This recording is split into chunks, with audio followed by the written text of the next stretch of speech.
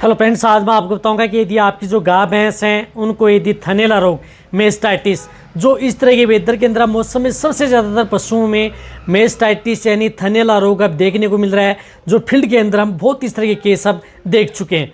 तो मैंने क्यों न सोचा कि इस पर आपके लिए एक डिटेल से वीडियो बना दी जाए, क्योंकि इस तरह के वेदर के अंदर आपके पशु में जो थनैला रोग हो रहा है, थन से दूध नहीं आ रहा है, अचानक यदि आपके पशु में जिस प्रकार से यदि आपने देखा कि रात के समय आपका पशु सही था, सुबह देखा तो थन व अड्डर के अंदर स्वेलिंग थी, सूजन थी, गादी हार्ड हो गई, अड्डर लाल हो गई, साथ में थन से दूध आना बिल्कुल बंद हो गया, पशु ने चरना बंद कर दिया, इस तरह के केस अब बहुत ज़्यादातर पशुओं में देखने को मिल रहे हैं। पशुओं का टेम्परेचर बढ़ गया, बुखार आ गई, साथ में इस तरह की स्थिति अब बहुत ज़्यादातर इस तरह की स्थिति पशु में देखने को मिल रही है। तो आपके पशु में किसी भी तरह का यदि थनैला रोग यदि हो जाता है तो उस स्थिति में आपको क्या इलाज करना चाहिए, क्या देना चाहिए, आज की वीडियो के अंदर मैं आपको पूरी डिटेल से बताऊंगा। वह यदि आप कर देंगे तो आप अपने पशुओं को आसानी से बहुत ही जल्दी रिकवरी ले सकते हैं। वीडियो जरूर लंबी हो सकती है, लेकिन स्किप करके मत देखना, पूरा देखना। इस चैनल पर भी नए आए या पहली बार जुड़े हैं तो पहली बार चैनल को जरूर सब्सक्राइब कर लें, साथ में बेल आइकन ऑल वाला ऑप्शन दबाएं। आपको पता है कि यहाँ पर सही जानकारी के साथ वीडियो दी जाती है। आते आप वीडियो को लाइक क्या करें और दोस्तों के साथ इस चैनल की वीडियो जरूर शेयर क्या करें, ताकि उन्हें भी प्रॉपर नॉलेज इस चैनल के माध्यम से मिले। देखो, यदि आपके पशु में यदि थन से संबंधित कोई भी दिक्कत है या अड्डर गादी से संबंधित कोई दिक्कत है, या यदि आपके पशु में किसी भी तरह का पशु में थन के अंदर इन्फेक्शन पशु में हो चुका है, तो उस तरह के केस के अंदर आपको क्या करना चाहिए। रही बात जो बारिश का मौसम चल रहा है, इस तरह के वेदर के अंदर आपके पशु में बहुत ही ज़्यादा जो बैक्टीरियल इन्फेक्शन आपके पशु में हो रहा है, क्योंकि बहुत इस तरह कमेंट्स और फील्ड के अंदर देखो, जब यदि आपके पशुओं में थन से संबंधित कोई भी दिक्कत है तो इस स्थिति में आपको ये करना है कि जब तक यदि आप अपने पशुओं को कुछ अच्छी एंटीबायोटिक यदि आप उपयोग नहीं करेंगे, तो अब जो इस तरह के जो थनैला रोग मिल रहे हैं उसमें आपको रिजल्ट नहीं देखने को मिलेगा। तो सबसे पहले मैं आपको बताना चाहता हूं कि जब यदि आपके पशु में इस तरह के केस अब आपके पशु में देखने को मिले तो तुरंत आप अपने वेटरनेरियन को बुला लें, यानी तुरंत आप अपने वेटरनेरियन को दिखा लें।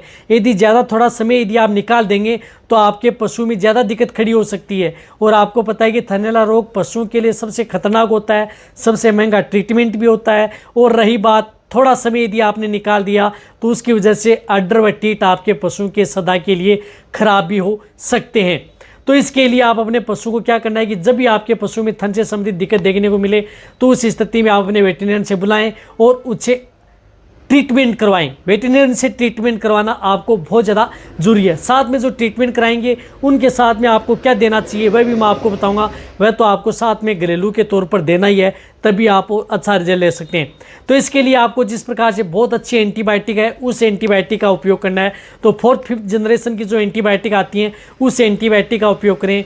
जिस तरह से आप क्विन शॉट जो एक इंजेक्शन आता है, जिस प्रकार से केरस का आता है क्विन शॉट इंजेक्शन, जिसके अंदर साल्ट आता है सेपिक्यूनम और टेजोबेक्टम, यानी जिस प्रकार से जिसके अंदर जो साल्ट आपको स्क्रीन के ऊपर दिख रहा है क्विन शॉट आता है। इस साल्ट का अदर किसी कंपनी का इंजेक्शन मिले तो भी आप उपयोग कर सकते हैं, जैसे एलएमबी का भी आता है, सिपोराल भी आता है, लेकिन जिसके अंदर साल्ट आता है सेपिक्यूनम साल्ट आता है। लेकिन इसके अंदर क्या आता है कि इसके अंदर साथ में टेजोबेक्टम भी आता है। ये 562.5 mg का ये इंजेक्शन आता है। साथ में डिस्टिल वाटर आता है और साथ में जिसके अंदर ऑयल, जिस प्रकार से इसके अंदर जो पाउडर फॉर्म में जो एंटीबायोटिक आती है।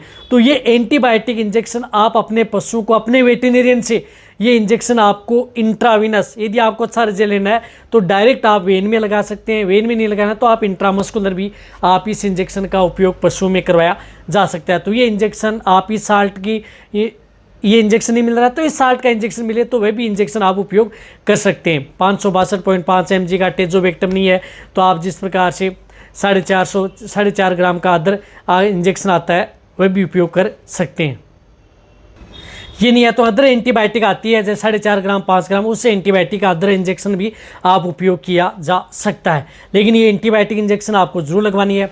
रही बात इनके साथ साथ आप अपने पशु के अड्डर में स्वेलिंग है, सूजन है, तो उस तरह के केस के अंदर आपको जिस प्रकार से बहुत ही अच्छा इंजेक्शन है वह इंजेक्शन आपको लगाना है। जिस प्रकार से कारपेट इंजेक्शन आता है उसका इंजेक्शन लगाना है, कार्पोरोफिन साल्ट का इंजेक्शन, वह बहुत अच्छा रिजल्ट इस तरह के केस के अंदर आपको वह देता है। तो वह इंजेक्शन भी आप जो गाय भैंस हैं उनके अंदर आप 15 ml इंट्रामस्कुलर वह इंजेक्शन सिंगल डोज आप अपने पशु को दे सकते हैं। तो कारपेट इंजेक्शन दोनों केरस के हैं, ऐसा नहीं है कि जो मैं केरस की बातें कर रहा हूँ तो अदर कंपनी के भी मिले तो इस साल्ट के अदर के भी आप उपयोग ले सकते हैं।